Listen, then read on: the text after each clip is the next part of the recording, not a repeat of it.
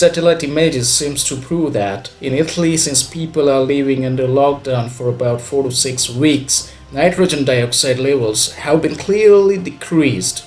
Another study suggests that Germany might even reach its climate goals as the corona lockdown caused the economy to produce much less CO2.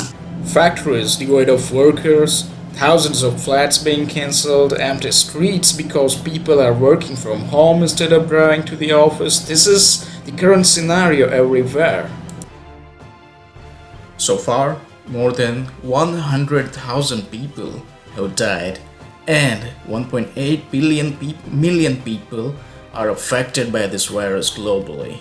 People are under home quarantine and maintaining social distance.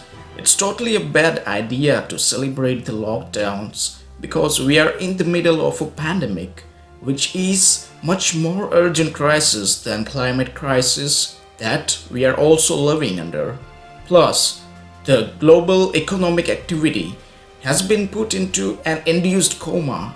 All this are bad for the world economy and overall health and the world, but from a climate perspective, the coronavirus pandemic is not entirely negative.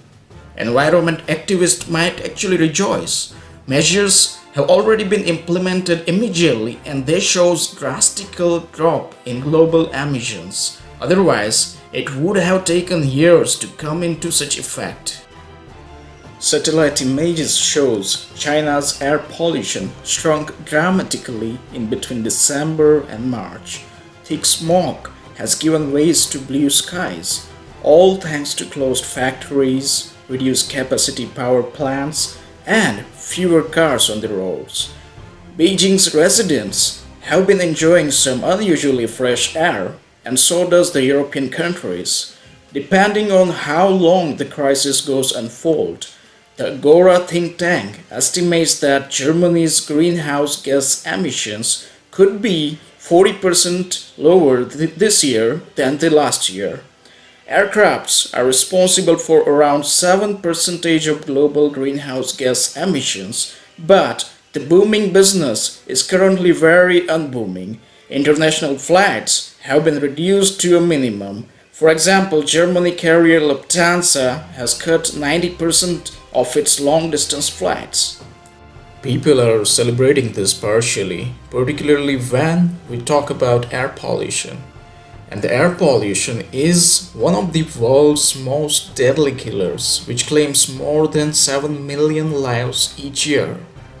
Well, lockdowns are one way of reaching the climate goals, but most of the climate experts would say it's particularly not a good way of doing so.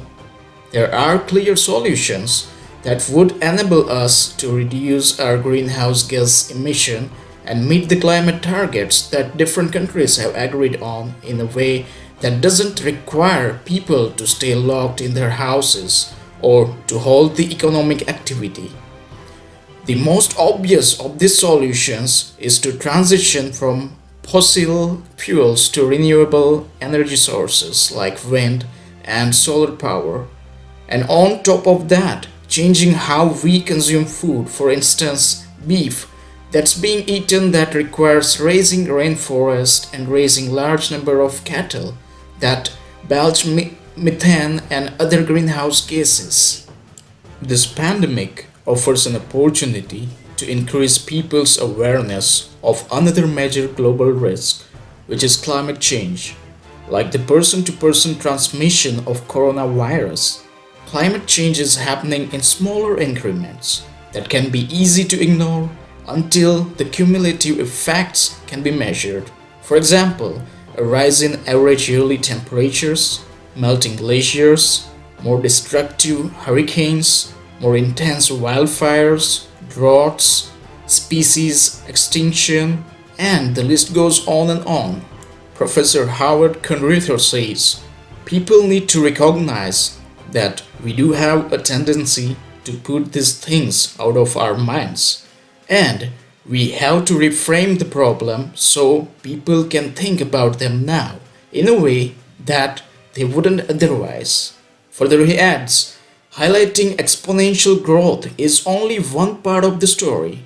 But getting people to recognize the likelihood of these things happening over a period of time, or bad things happening in 20 or 30 years, as in climate change, has to be put on the table, and maybe we can do something if people will focus on those things.